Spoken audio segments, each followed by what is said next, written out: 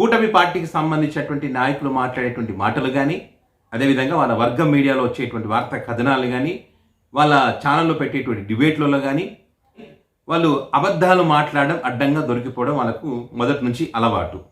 నిజంగా తప్పు జరిగితే ఆ తప్పుకు సంబంధించి ఇది తప్పు జరిగిందని చెప్పి ప్రశ్నించడం తప్పే లేదు. కానీ తప్పు జరగకపోయినా తప్పు జరిగినట్టుగా మనం క్రియేట్ చేసి ప్రజలు నమ్మించాలనేటువంటి ప్రయత్నంలో ఈ కూటమి ప్రతిసారి దొరికిపోతా ఉంది. వాళ్ళ మీడియా కూడా ప్రతిసారి అడ్డంగా దొరికిపోతా ఉంది.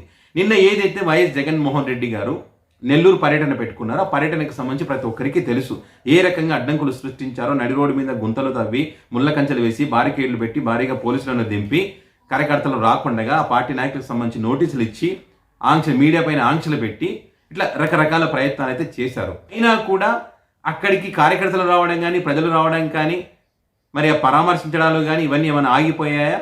ఆగలేదు. వాళ్ళు అభిమానం ఉంది కాబట్టి మరి ఆ పర్యటనను సక్సెస్ చెయ్యాలి. ఈ రకంగా ఒక ప్రతిపక్ష నాయకుడు ప్రజల్లోకి వెళ్తున్నప్పుడు ఇన్ని అడ్డంకులు సృష్టించడమా ఏంటి అని చెప్పి, మనం ప్రజాస్వామ్యంలో ఉన్నామా లేకుంటే పాకిస్తాన్లో ఉన్నామా అని చెప్పి మరి సక్సెస్ చేయాలనే ఉద్దేశంతో మరి ఎన్ని అడ్డంకులు సృష్టించినా కూడా నెల్లూరు పర్యటన సక్సెస్ చేశారు. మరి సక్సెస్ అయింది కదా, ఏంటి మేము ఇన్ని అడ్డంకులు సృష్టించినా ఇంత చేసినా కూడా సక్సెస్ అయ్యింది. సో దీని గురించి ప్రజల్లో చర్చ జరగకూడదు అంటే ఏం చేయాలి? తప్పుడు కథనాలు ప్రజలను నమ్మించేటువంటి ప్రయత్నం చేయాలి, తప్పుడు వీడియో క్లిప్పింగ్స్ పెట్టి. ఆ రకంగా నేను ఒక వీడియో క్లిప్పింగ్స్ పెట్టి అడ్డంగా దొరికిపోయారు. దానికి సంబంధించి వీడియో క్లిప్పింగ్ మీకు స్క్రీన్ పైన కూడా పెడతా, ఒకసారి చూడండి. ఆ వీడియో క్లిప్పింగ్ కూడా చూడండి. అయితే ఇక్కడ విచిత్రం ఏంటంటే వాళ్ళ ఛానల్స్లో కానీ, వాళ్ళ పత్రికలో కానీ, వాళ్ళ సోషల్ మీడియా వేదిక ఏం చెప్తారు, నిజాన్ని కప్పిపుచ్చడానికి ఒక అబద్ధం చెప్పే ప్రయత్నంలో అబద్ధం మీద అబద్ధం చెప్పాల్సి వస్తుంది. అట్లా ఏమైందంటే దొరికిపోతారు. ఇక్కడ చూడండి, నేను ఏం చెప్పారు వాళ్ళు, జగన్ గారి పర్యటన సక్సెస్ కాలేదు, ఇది కేవలం గ్రాఫిక్స్ మాత్రమే అని చెప్తా ఉన్నారు. పోనీ ఆ అబద్ధానికైనా కట్టుబడి ఉన్నారంటే అది లేదు. వీళ్ళు ఏం చెప్తారు, ఈ కూటమి నిబంధనలకు అనుగుణంగా పర్మిషన్లు ఇస్తే ఆ పర్మిషన్లు అతిక్రమించి నిబంధనలను ఉల్లంఘించి ఒక విధ్వంసం సృష్టించేటువంటి ప్రయత్నంలో భాగంగా జనాలను సమీకరణ చేశారు, అది కూడా డబ్బులు ఇచ్చి అని చెప్పి ఆ వీడియో క్లిప్పింగ్ పెడతా ఉన్నారు. జనాలు సమీకరించారని చెప్పి డబ్బులు ఇచ్చి, అందుకే జనాలు వచ్చారని చెప్తారు. ఒక పక్క గ్రాఫిక్స్ అంటారు, ఒక పక్క డబ్బులు సమీకరించారంటారు. ఆ సమీకరించి డబ్బులు పంచేటువంటి వీడియో క్లిప్పింగ్ కూడా ఎమ్మిగనూరుది, వైసీపీ పార్టీకి సంబంధించినటువంటి చెన్న కేశవరెడ్డి గారిది. ఆయన ఇప్పుడు 80 సంవత్సరాల పైన ఉంటుంది దగ్గర. ఆయన లోకల్గానే బయటికి తిరగలేనటువంటి పరిస్థితి ఉంటే ఆయన ఇక్కడ నెల్లూరుకు వచ్చి అంటే అక్కడ వచ్చినటువంటి వాళ్ళకు డబ్బులు ఇచ్చారని చెప్పి తప్పుడు ప్రచారం చేస్తారు. ఇట్లా తప్పుడు ప్రచారం చేస్తూ ఉన్నారు కాబట్టి ప్రజలకు తెలుసు, ప్రజలకు నిజాలు తెలుసు కదా.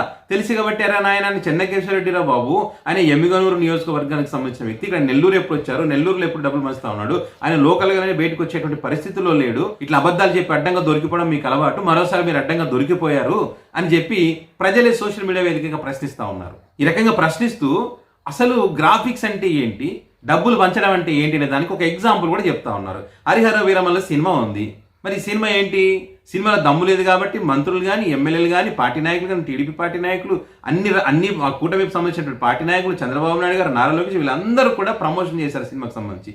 చేసినప్పటికీ కూడా మన సినిమా జనాలు చూడలేటువంటి పరిస్థితుల్లో మళ్ళీ ఆడియో కాల్స్ రిలీజ్ కూడా అయినాయి, మనం చూసాం.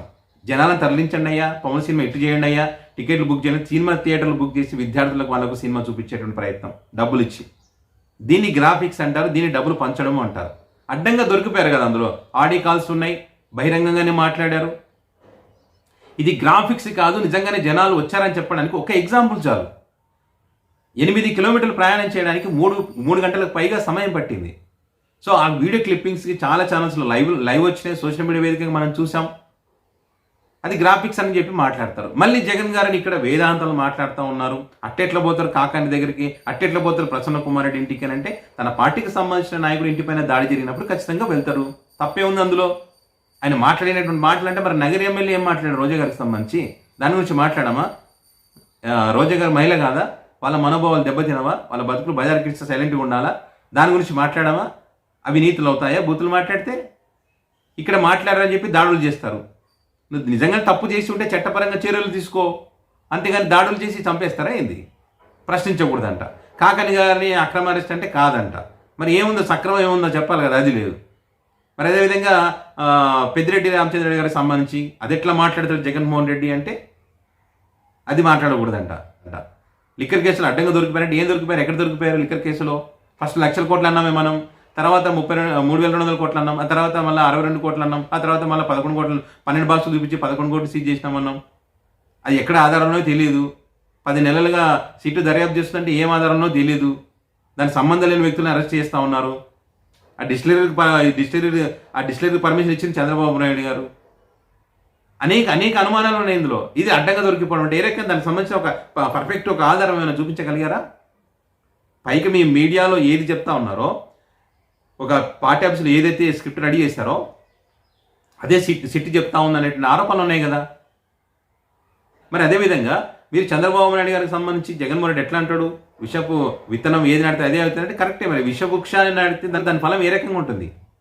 అవే వస్తాయి, విషవృక్షానికి సంబంధించి వస్తాయి. మంచి ఫలం నాటితే మంచి ఫలం వస్తుంది, మంచి విత్తనం నాటితే మంచి ఫలం వస్తుంది.